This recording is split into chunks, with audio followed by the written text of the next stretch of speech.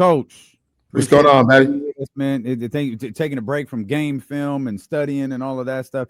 Do you do anything not related to football? Like KC loves boxing and these like circus matches that we get that generate billions of dollars. What do you do for fun? Man, it's taking way too long to answer, Coach. Even fun is going to like his son's football game. Oh, yeah. Well, I saw that. Yeah. He said best touchdown of the day. I think you posted that on. For me, when I'm not like football is like my fun. You know what I mean? Like this is like my childhood since I was 5 years old dream of, football. So when I'm not doing football, I got to be a husband and a dad. That's all I get to do when it's not football time. So. Like, do y'all watch movies or like? Yeah, board games, movies, all that. Okay. All the fun, all the family stuff. That's what my time is when I'm not in football. Coach, I get you in Uno. I don't play around. Put a little money on it, a little money. But first, we got to know the rules, though. We know how you know what I mean. That's true. First, we got to talk about the rules first. We got to establish the guidelines on how we gonna play first. It depends on where we're at. Different houses, you got to play by the house rules wherever you at. Call me when y'all playing Candyland, and then we'll talk. Then we'll talk. Coach, we got the final home game of the regular season, and we'll start where we left off last week. Man, it feels like everything you guys put out there in front of you for the season, it's still there for the taking. Yeah, absolutely. First off, man, I can't even. It's hard for me to speak because there's so much money on the screen right now. You got a Da Vinci hoodie on. You see him? Then you drinking a $12 juice. I mean, it's hard. They don't even sell those in regular stores. You got to go order that off Amazon. Man, I'm drinking these lemon ginger juices, Coach. So I stopped eating them damn cookies they got in the kitchen. It's a fighting mechanism. Man, KC, you ain't telling me there's a dress code on here. I gotta get man. Look, I can't keep up. There's a dress code on here. Come on, Coach. I can't keep up, man. I'm just out here doing what I can, man. Just trying to stay close. That's it. I'm in team issued. I'm just trying to be team issue right now. Getting called out by the coach. That's a tough look. And then look, don't let coach for you either. Oh no. I see that. I see that wrist every Wednesday. I see that wrist every Wednesday. Both of y'all are full of it. What you talking about? Stop it. Stop. Oh, got it, man. My grandma bought that for me, man.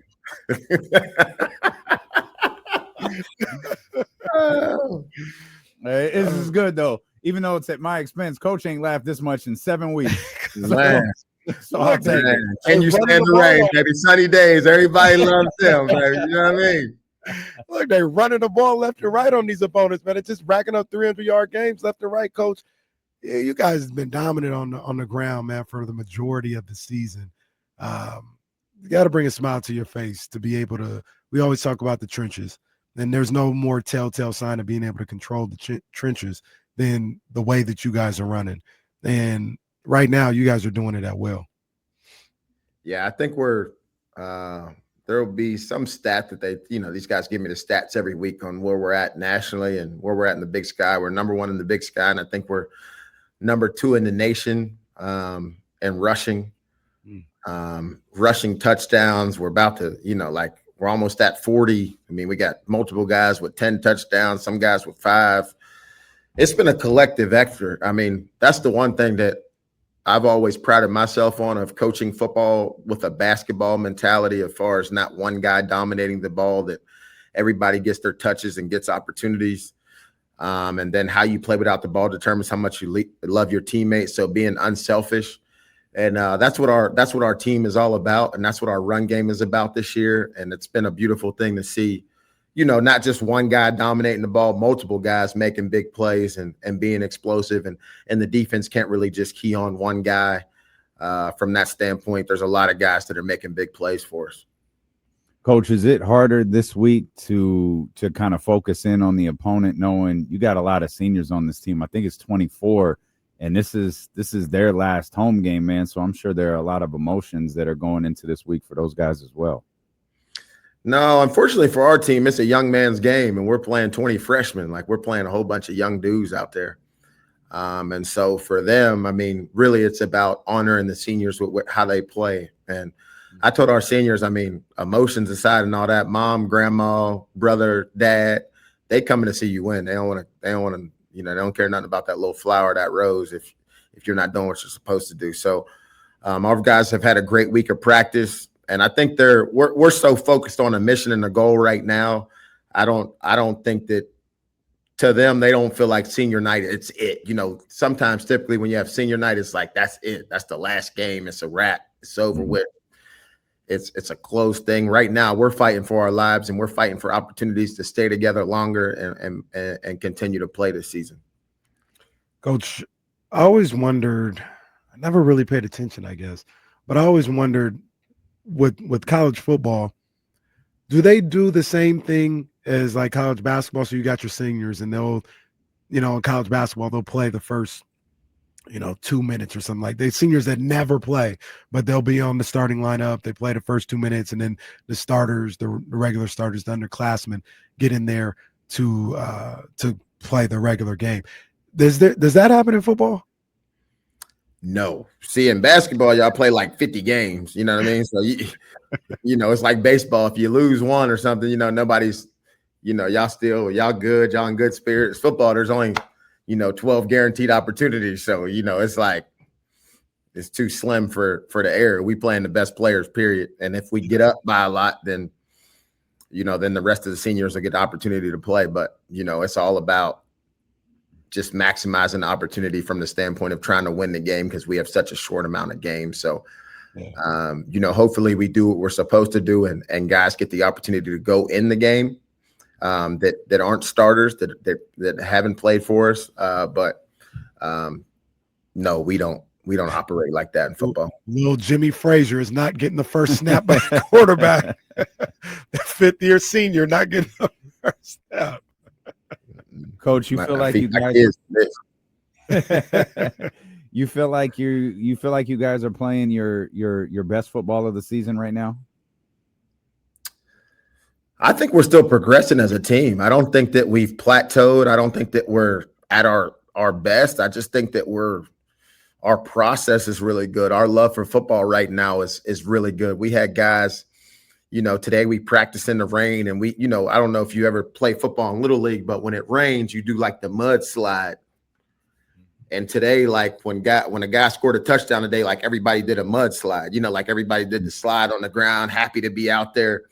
Yeah. So we just have a really healthy culture right now, as far as like guys loving football, embracing the opportunity, being happy to practice every day, which, a lot of teams throughout this, where they're at right now, they're trying to limp through to finish the season, or they're like, man, I can't wait to get in the portal, or, our guys are really like locked in, focused on a mission that we're trying to accomplish, and developing and getting better. And you can see the love and the joy that they have to practice and go against each other each day. Like, they're still out there competing, fighting for spots. We had 2 freshmen like really like get after each other for who's going to be the starter. I'm starting. No, I'm starting. Like, so I think that's really critical on, a team continually progressing, not saying, we're there. We haven't arrived. I mean, there's a big mountain for us to continue to climb. Coach, you obviously head football coach at Sac State, but sports. And one of the things we've been talking about a lot today is the Sacramento Kings, and Doug Christie being just kind of going off on the team last night after another 30-point blowout. We've been talking about a lot where it's in sports, especially if you're a coach and, you're trying to teach young men, grown men, or whatever, something, you're trying to establish something. It's not always necessarily about the wins and losses. You can lose a game and not be disappointed in your team. You know what I mean? And sometimes when you feel like the effort isn't right, that's way more disappointing than the fact that you lost the game. Is that something that you've ever had to deal with this particular team, where it's like, yeah, we lost the game, but that don't even bother me as much as the fact that you guys just didn't bring it emotionally? Yeah, I mean, it's really about just playing to a standard in the culture that you're trying to establish. I mean, so, as a coach, you're angry when you win, you're angry when you lose, or you're angry if you were really close and you were right there. I mean, all those you feel a lot of feelings as far as like it's never going to be perfect. There's players are going to make mistakes.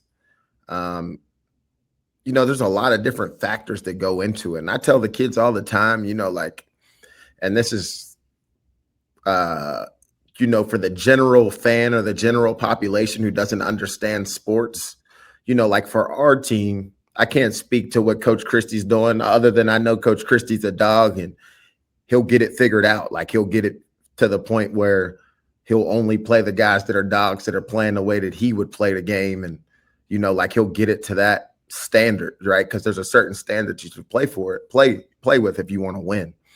And it's hard to win. But like nobody really cares about your sayings on the wall or your culture or, how many kids you're helping and, any of that. They just only see wins and losses. They see the box score. And so I tell our guys all the time, like the spirit of our team is like, we have got to win. I mean, nobody is hearing all that other stuff. And it's great that we're doing that. That's what you're supposed to do, right? Like servant leadership and help guys matriculate and to be great citizens and grown men. Like that's the basis of transformational leadership and what we get accomplished in our program. But at the end of the day, it's a result. Anytime there's a scoreboard out there, it's a sport. Like we just talked about Uno. You know what I mean? Like if me and you were playing Uno, like I don't care what the color of the cards are, whatever. Like I gotta win, or it wasn't good. We got to play again until I win. You know what I mean? Like we'll stop playing once I win. You know what I mean? Like because then I gotta win. You know what I'm saying? Like that's just the way. He's playing Uno with Kenny again. Yeah. You know what I mean? Like I don't know if we can even afford to go over. My man D-Lo's house. Like, all right, man. Come on, man. You right about that. You right about that. You might not give us the gate code. You know what I mean? Like,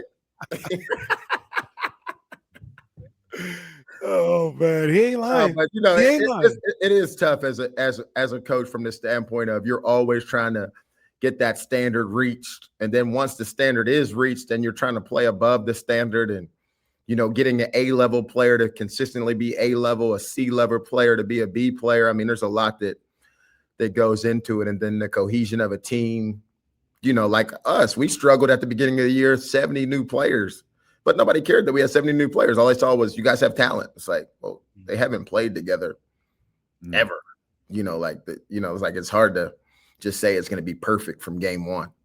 Is that a part, a difficult part of coaching? I think a lot of people don't understand is like you might have a collection of talent, you might have this big recruiting class and 4 stars and 5 stars and all of that, but getting them to play collectively as a team, that's a whole different task. Yeah, I mean, this year has been one of the most adverse years we've had.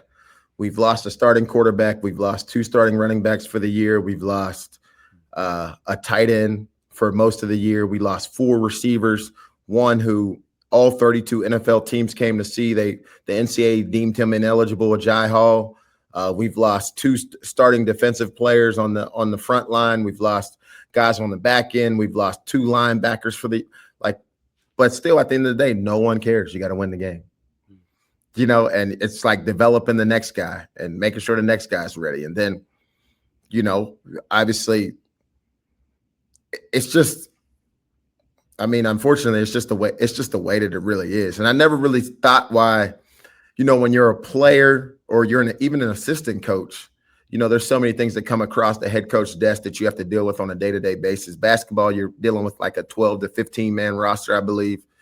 Football, me and Bibby talked about it like, man, you got 105 dudes. Like I got 105 personalities that I'm trying to manage, transform, plus a coaching staff of 30, an administration. There's a lot of different things that you have to manage and on a day-to-day basis when you're dealing with the male ego and, people being healthy. Just there's a lot of different factors that go into it. Coach, before we get you out of here, I want to make sure, because Mama Marion would not be happy if I didn't make sure we mentioned you got the Like a coat and Pittsburgh diaper one. drive going down this Saturday at the game. People can bring coats, can bring diapers, for anybody that needs them in the community. You guys working with my guy, Daryl Roberts, over at the Roberts Family Development Center. And yeah, just a little bit more about that, Coach, if they can, what they can do to help out the coat and diaper drive that you guys got going on. Yeah, I mean, we've since I've got here, we've done a lot of community service in the community.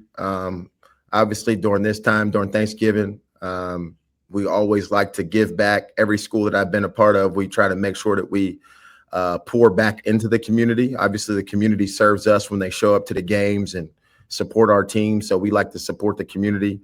We're going to do a lot of different things, a lot of different initiatives in this next months of November and December. But this coat and diaper drive is a big deal.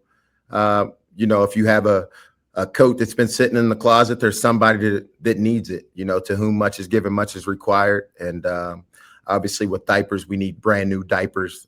We take gift cards as well, Cash App, Zelle, that'll help people that are in need. Obviously, Sacramento is a community that has a need for, helping young single mothers out for diapers for their kids.